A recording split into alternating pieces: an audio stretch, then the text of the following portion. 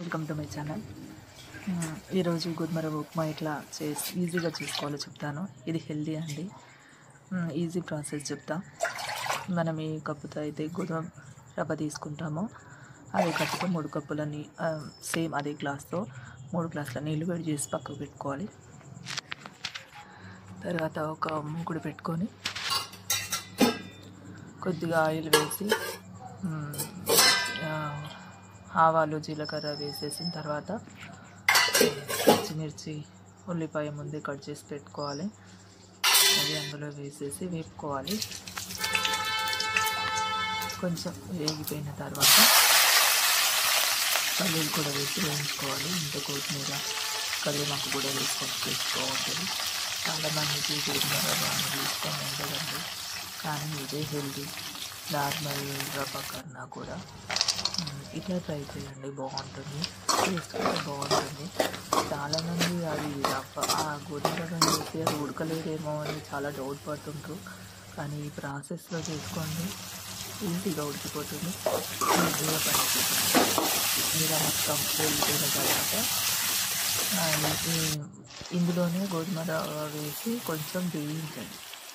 మనము కప్పుకి 3 కప్పుల వాటర్ అట్లా ముందుగా వేడి చేసి పక్కన పెట్టుకున్నాం కదా, అది ఈ గోధుమ రవ్వని కొంచెం షాలో ఫ్రై లాగా చేసి కొంచెం వేగితే సరిపోతే మనం ఎట్లాగో నార్మల్ రవ్వను వేపుకుంటాం కదా, అదే విధంగా వేసుకొని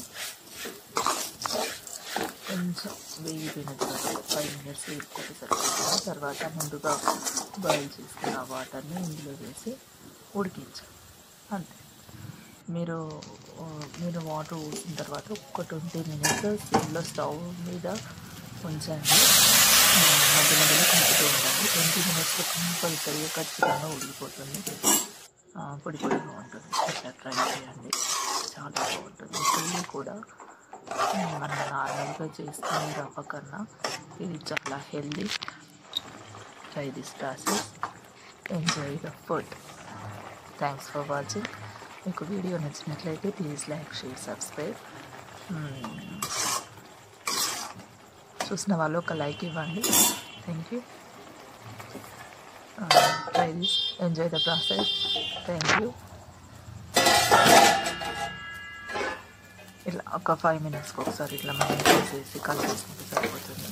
టేస్ట్ మాత్రం చాలా బాగుంటుంది. ఒక్కసారి ఇట్లా ట్రై చేయండి.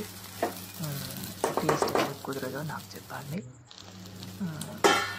ట్రై దిస్ ప్రాసెస్, బాగుంటుంది. ట్రై చేయండి. సింపుల్ ప్రాసెస్, ఈజీగా చేసుకోవచ్చు. Easy digestion.